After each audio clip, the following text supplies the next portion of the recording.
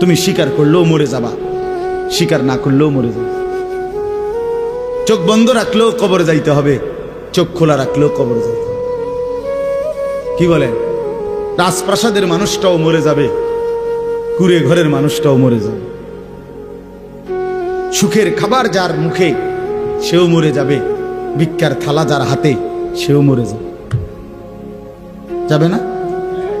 তো যেটা নিশ্চিত অনিবার্য বাস্তবতা, যে মৃত্যুকে আড়াল করার, অস্বীকার করার, পাশ কাটার কোনোই ব্যবস্থা নাই, কোনোই ব্যবস্থা নাই। না ক্ষমতা দেখাইয়া, না কাইন্দা কাইটা, কোনো সিস্টেম নেই।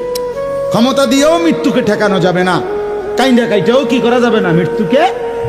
যেটা নিশ্চিত সেটাকে ভুলে যাওয়া কেন ভাই? কেন ভুলে যাব আমরা? আল্লাহর নবী সাল্লাল্লাহু আলাইহি ওয়াসাল্লামের যেই হাদিস আমি পড়ছি, এটাই নবীজি বলছেন, আকসিরু যিকরা হাদিমিল লাজ্জাত। আমার উম্মত প্রতিদিন বেশি বেশি ওই জিনিসটাকে স্মরণ করো যেটা তোমার সমস্ত স্বাদ, আহ্লাদ, সমস্ত ব্যস্ততা সবকিছুকে স্তব্ধ করে দিবে। সবকিছু, সেটার নাম মৃত্যু।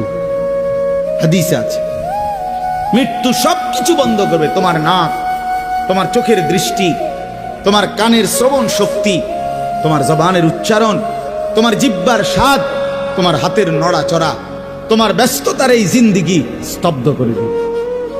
দিবে কিনা বলে?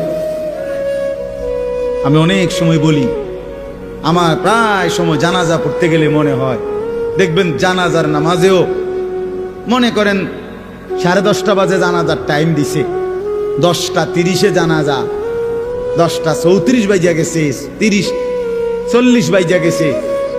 কিছু মানুষের এই পরিমাণ অস্থিরতা, এই মিয়া টাইম টেবিল ঠিক রাখো না, কইলা 10:30 জানাজা, 10টা মিনিট ওভার হয়ে গেছে, কতক্ষণ খাড় করায় রাখবা?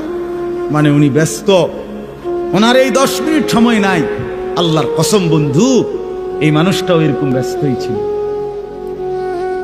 যে মানুষটার জানাজা হচ্ছে এখন, যার লাশ এখানে শোয়ানো, এই লোকটাও এমন ব্যস্তই ছিল। তার হাতেও একদিন সময় ছিল না। আজ গোটা পৃথিবী সব আগার জায়গায়, এই বেচারা শুধু নিস্তব্ধ। চোখের সামনের জলজ্জান্ত মানুষটা স্তব্ধ, আর হাত নড়ে না, পাও নড়ে না, আর চোখ নড়ে না, জিহ্বা নড়ে না। এই জন্য দুনিয়ার এই ব্যস্ততার ভিতর দিয়ে আমরা যদি মনে করি যে আমি শুধুই দুনিয়া, ভালো মন্দ, লাভ লোকসান, চাওয়া পাওয়া, প্রাপ্তি ও প্রাপ্তি, মনের চাহিদা পূরণ, সবকিছু শুধু দুনিয়া ভাইয়া, বাবা তো আখিরাত কার জন্য? কবর কার জন্য? তাইলে নবীজি সাল্লাল্লাহু আলাইহি সাল্লাম কাকে তাইলে আখিরাত বুঝাইতে চাইছেন?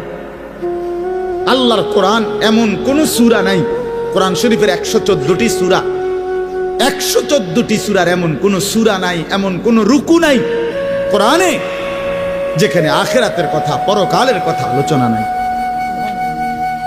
এই পরিমাণ আল্লাহ তাআলা আখিরাত, আখিরাত, পরকাল, পুনরুত্থান, হাসরের মাঠ, এগুলো আল্লাহ তাআলা এতবার বলছেন, অস্বীকার করার, পাশ কাটার কোনো সুযোগ নেই, কোনো সুযোগ নেই।